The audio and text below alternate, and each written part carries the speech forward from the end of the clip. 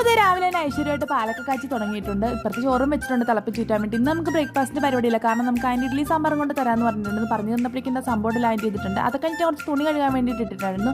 രാവിലെ തന്നെ അച്ഛൻ പോയിട്ട് കുറച്ച് പച്ചക്കറി മേടിച്ചുകൊണ്ട് വന്നിട്ടുണ്ടായിരുന്നു. അതിന് കോവയ്ക്ക് എടുത്ത് ഞാൻ അരിഞ്ഞ് സെറ്റാക്കി വെച്ചിട്ടുണ്ട് മെഴുക്കോട്ടാൻ വേണ്ടി. അപ്പം തന്നെ ഏതായാലും മെഴുക്കോട്ടാനും വെച്ചിട്ടുണ്ടായിരുന്നു. പിന്നെ ഞാൻ കുറച്ച് മോരുകറി ഉണ്ടാക്കാൻ തേങ്ങ നിറയ്ക്കുക സിമ്പിളായിട്ട് ചുരിച്ച് നമ്മൾ മഞ്ഞപ്പൊടി ഇട്ട് കടുക് പൊട്ടി ചെട്ടാൽ മതി. പക്ഷേ നല്ല അടിപൊളി ടേസ്റ്റാണ് കഴിക്കാൻ വേണ്ടി. ഇതാകുമ്പോൾ അങ്ങനെ പരിപാടി കഴിഞ്ഞില്ല, നമ്മൾ പിന്നെ എളുപ്പപ്പണിയല്ലേ നോക്കത്തുള്ളൂ. അങ്ങനെ അതൊക്കെ കഴിഞ്ഞിട്ട് എന്തെങ്കിലും കോവയ്ക്കൊക്കെ സെറ്റാക്കി എടുക്കുന്നുണ്ട്. പിന്നെ ചമ്മന്തി അരയ്ക്കാൻ വേണ്ടി കുറച്ച് തേങ്ങ ഞാൻ പൊട്ടിച്ചെടുക്കുന്നുണ്ട്. കഴിഞ്ഞ ദിവസം ഞാൻ തേങ്ങ പൊട്ടിച്ച പറ്റർ ഫ്ലോപ്പ് ആയിരുന്നു, പക്ഷേ കുഴപ്പമില്ല. ഇവിടെ ഞാൻ കറക്റ്റായിട്ട് പൊട്ടിച്ചിട്ടുണ്ട്. അതിൻ്റെ ആഹ്ലാദവും സന്തോഷമൊക്കെയാണ് നിങ്ങൾ എൻ്റെ മുഖത്ത് കാണുന്നത്. അങ്ങനെ അതൊക്കെ കഴിഞ്ഞിട്ട് ഞാൻ മാങ്ങ കഴിഞ്ഞിട്ട് ചമ്മന്തി അരയ്ക്കാൻ വേണ്ടി മാങ്ങ ചമ്മന്തി അരയ്ക്കാൻ വേണ്ടി വെച്ചിട്ടുണ്ട്. അങ്ങനത്തെ ചമ്മന്തി അരച്ച് സെറ്റാക്കി വെച്ചിട്ടുണ്ടായിരുന്നു.